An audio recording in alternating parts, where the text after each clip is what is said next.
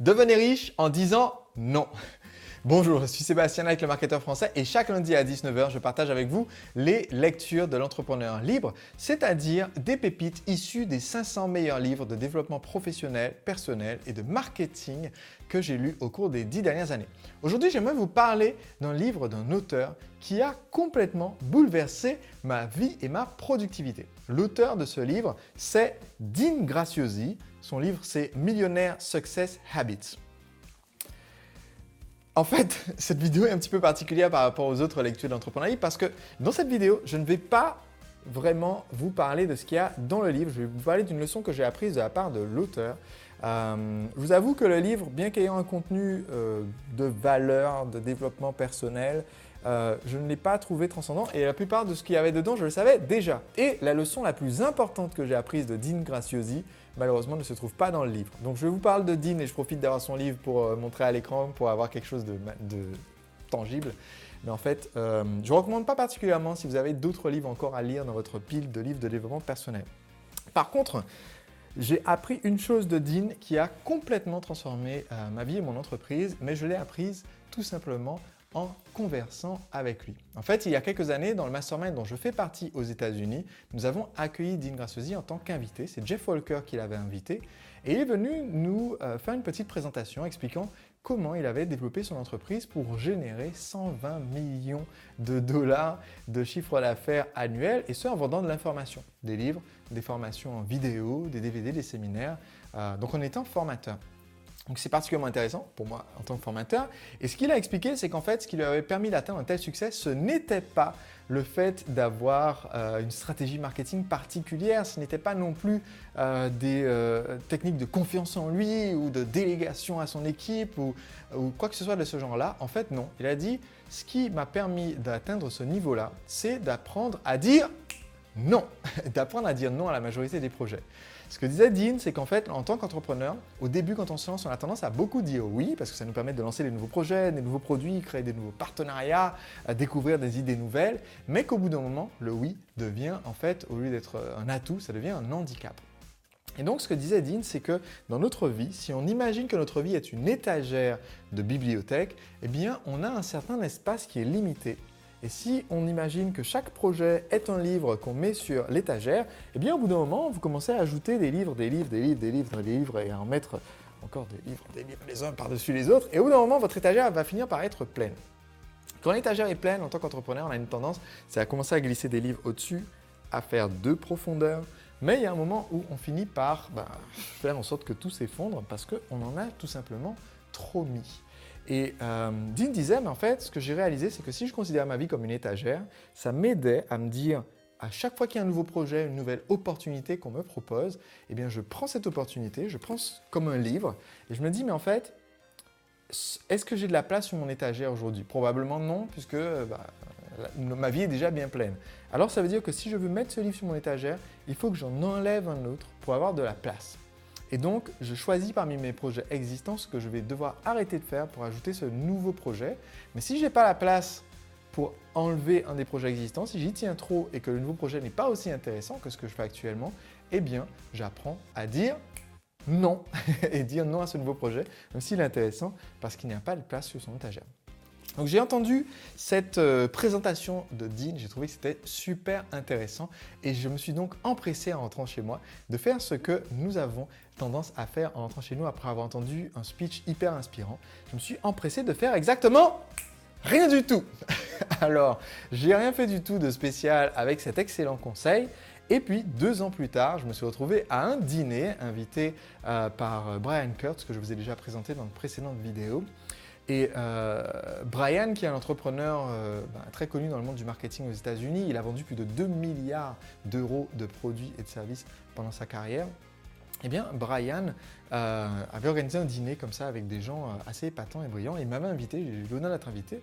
Et je me retrouve assis à côté de Russell Brunson et de Dean Graziosi. Et quand on fait un petit tour de table en demandant, mais voilà, qu'est-ce qui vous a le plus aidé au cours de l'année dernière? Donc nous, on a tendance à parler de choses de marketing. Et Dean Graziosi, quand c'est son tour, dit, en fait, moi, ce qui m'a le plus impacté l'année dernière, en fait, mon entreprise maintenant fait 200 millions annuels, donc passer de 120 à 200. 200 millions annuels.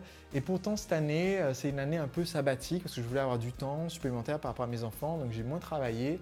Mais ce qui m'a permis de réussir à faire ça, c'est que je considère qu'en fait, ma vie d'entrepreneur, c'est comme une étagère de bibliothèque. Et là, il nous a refait tout le speech, enfin, les autres n'avaient pas entendu, mais moi, j'avais déjà entendu, tout le speech disant, voilà, les projets, c'est comme des livres, donc si l'étagère est déjà pleine, ça veut dire que quand j'ai un nouveau projet, il faut que je me demande quel livre je vais enlever de l'étagère pour pouvoir en mettre un nouveau. Et si ça me... il faut que je dise non à un projet pour pouvoir dire oui à un autre projet.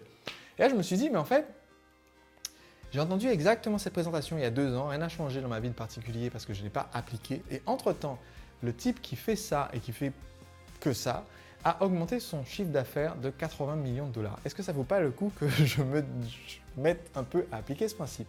Et donc, j'ai commencé à appliquer ce principe, ce que on pourrait tout simplement appeler le principe des étagères. Et le principe des étagères, c'est de dire que vous devez en fait faire le bilan aujourd'hui des projets que vous avez en cours. Quand j'ai décidé de faire cela, donc on était en fin d'année, j'ai fait mon petit bilan, je me suis rendu compte, mais en fait j'ai 32 projets sur mes étagères. C'est-à-dire des choses qui sont soit en cours, qui nécessitent de mon attention, ou alors des projets qui sont plus lointains, mais qui occupent quand même un petit bout de temps de cerveau disponible.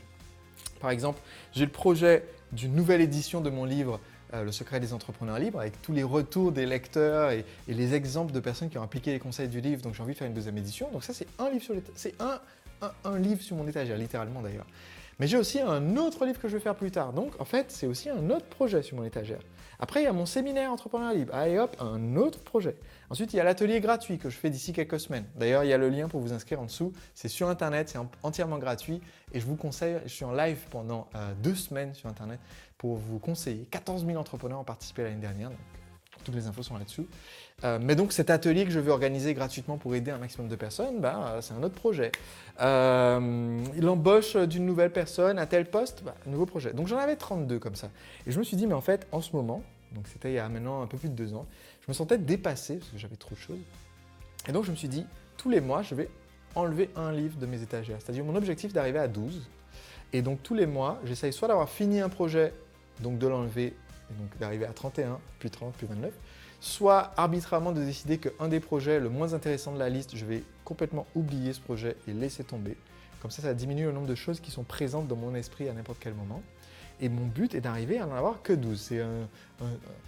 C'est un objectif sportif que je me suis fixé de diminuer chaque mois d'au moins un projet.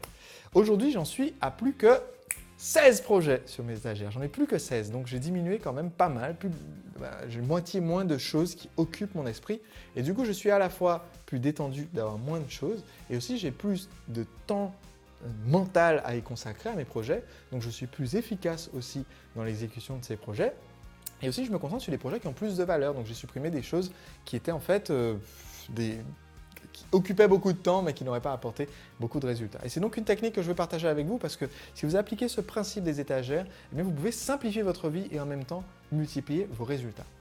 On se retrouve lundi prochain à 19 h pour une prochaine lecture d'Entrepreneur Libre. D'ici là, si vous n'êtes pas abonné pour recevoir ces vidéos gratuites, sachez qu'en cliquant sur le lien qui se trouve ci-dessous, vous pouvez vous inscrire pour mon atelier qui a lieu d'ici quelques temps. Et dans cet atelier en direct sur Internet, je vous conseille pour vous aider à appliquer mes stratégies dans votre entreprise. L'année dernière, plus de 14 000 entrepreneurs ont participé. J'étais en live pendant les 2 semaines, donc quasiment tous les jours. J'ai répondu à plus de 3000 questions via cet atelier et c'est toujours un plaisir pour moi de vous aider comme cela. Et puis si vous n'avez pas lu mon livre, Le secret des entrepreneurs libres, vous trouverez aussi le lien dans la description de cet épisode du podcast pour recevoir mon livre ainsi que de nombreux bonus. Faites-le maintenant, ce livre peut vous aider à vous libérer du temps et à rendre votre marketing aussi plus efficace pour que votre entreprise se développe sans vous bouffer tout votre temps.